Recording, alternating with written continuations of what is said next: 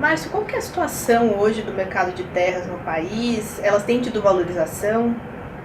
Negócios grandes, envolvendo grandes porções, grandes fazendas, tem se tornado cada vez mais raro no Brasil, em função do cenário de incerteza política, econômica, fiscal. Enfim, existe uma grande indefinição de rumos no país e isso tem travado as negociações de terras no Brasil. Isso se reflete em preços. Se você não tem negócios, fica difícil você ter alteração nas bases de preço. A região sul, sudeste do Brasil, regiões onde a logística já é muito estruturada, onde as fazendas têm uma estrutura boa, uma infraestrutura muito boa. Essas são terras que dificilmente são postas à venda. A negociação ela ocorre geralmente quando existe uma sucessão familiar nesse imóvel ou quando existe problema de liquidez do proprietário. Sucessão familiar acontece sempre, são regiões com produtores já bem consolidados, então sempre tem sucessão familiar. Já o problema de liquidez, ele não tem acontecido em função de que, nos últimos anos, as margens dos produtores de grãos, principalmente o de soja, têm se mantido relativamente favorável aos produtores. Então os produtores têm tido lucro na atividade e essa pressão para a venda num período de maior instabilidade econômica é menor. Então aí não tem essa pressão para a venda e isso acaba reduzindo, mantendo a oferta muito baixa. Sempre tem uma certa procura, sempre tem alguém interessado em produzir, principalmente pela terra ser considerado um bem de segurança em períodos de instabilidade política e econômica. A posse da terra é sempre considerado um ativo seguro. Isso sempre mantém uma demanda firme por terras, né? Então, em região onde não tem uma oferta muito grande e uma procura relativamente estável, o preço acaba se mantém. E quando você incorpora nessa conjuntura a valorização, o preço da soja mais alto, como a maior parte das terras são indexadas em sacas de soja, um maior valor da saca de soja acaba sendo reportado em um valor de terra maior. Isso principalmente na região sul e sudeste do Brasil. No centro-oeste também são terras indexadas no Mapito e parte da região norte, também são terras indexadas em sacas de soja. Isso naturalmente levaria a um aumento do valor em reais por hectare se houver com o aumento do preço da soja. No entanto, o que a gente observou nos últimos anos foi um alongamento dos prazos. Negociações que antes aconteciam 4 ou 5 anos de pagamento foram alongadas e hoje se torna comum se observar, principalmente no Mato Grosso, pagamentos com prazos que chegam a superar 10 anos. Então, esse alongamento de prazos, a hora que você traz esse valor ao valor equivalente à vista, se aplicando uma taxa de desconto, que é o equivale para trazer o dinheiro ao valor de hoje, você tem acaba anulando o efeito da valorização da saca de soja. Por isso nós verificamos que o preço nominal, sem considerar a inflação, praticamente não alterou nessas regiões. Se a gente considerar o valor, corrigir o valor, a perda de valor do dinheiro, aí teríamos até uma queda real, né, nos preços das terras. Isso reflete basicamente o cenário de baixa liquidez nos preços dos ativos. Então esse gráfico que a gente está mostrando fala um pouco disso, né, de como a valorização não de repente uma valorização real, mas pode ser por causa do preço da soja. Exatamente. Você mantém uma quantidade de sacas de soja paga por hectare e aumentando o preço dessa saca, você acaba aumentando o valor equivalente em reais por hectare.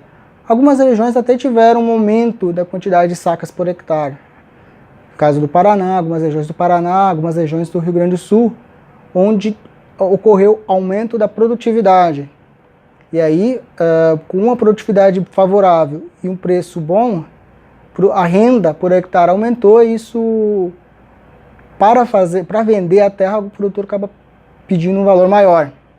A gente vê um movimento de avanço de áreas de soja por pasto e também um avanço da logística em alguns lugares. Isso influenciou o valor das terras em alguma região ou muito pouco? Influencia bastante. A melhora logística e a mudança de uso do solo são os principais drivers de valorização das terras. Existem vários fatores, isso não é o único, mas esse fator, junto com o fator de regularização fundiária, do título de posse e ambiental, são os principais drivers de valorização da terra.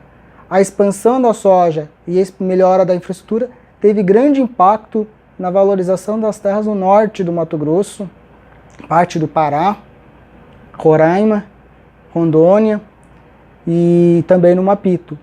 O que aconteceu é que, mesmo nos últimos anos, esses projetos de logística acabaram ficando um pouco parados, né? A gente não teve grande evolução em logística e mesmo a expansão de área foi menor. E a própria crise reduziu um pouco esse apetite do produtor e dos investidores em ampliar a área num cenário de grande instabilidade, de grande insegurança.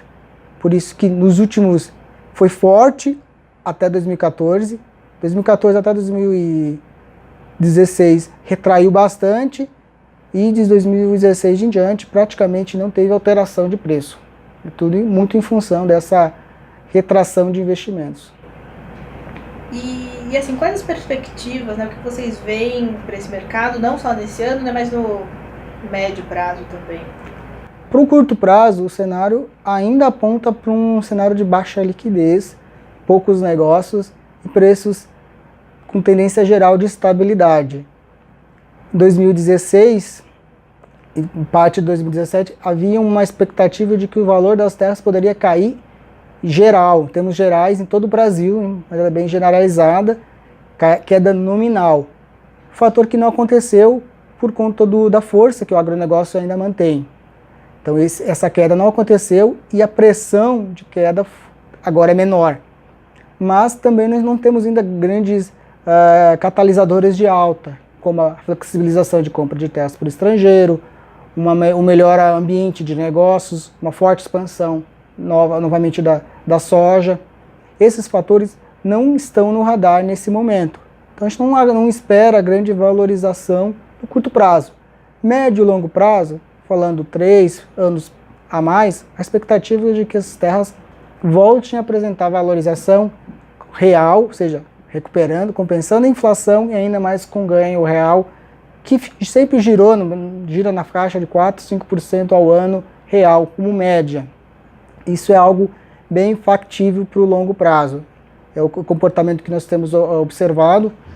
Nossa pesquisa que nós realizamos de preço de terras é feita desde 2001, final de 2001, e essas são as taxas que nós temos observadas ao longo dos anos, e nos diversos ciclos econômicos que ocorreram desde o período de 2001. Então, a expectativa, sim, vai ter uma recuperação da valorização no longo prazo, médio e longo prazo, mas o curto prazo ainda é de indefinição. E tem mais alguma coisa, Márcio, você acha importante colocar sobre o mercado no momento e, né, uma possível volta da liquidez? Acho que o momento agora ainda é de cautela, principalmente para quem tem terra e pretende vender. O momento talvez seja de aguardar um cenário que vai melhorar, tende a ter uma perspectiva de recuperação de investimentos. A terra é um ativo de baixa liquidez, então quem puder aguardar, aguarde melhores momentos para venda. Quem está na ponta compradora, talvez seja o melhor momento para buscar oportunidades. Existem ainda ativos negociados abaixo de valor de mercado. Algumas regiões são relatadas ofertas com preços muito abaixo do valor de mercado, 20%, 30%, até 50% abaixo do valor de mercado. Por que acontecem essas ofertas? Por terem produtores que precisam negociar esses ativos com relativa velocidade. e aí somente com desconto para poder acontecer negócio.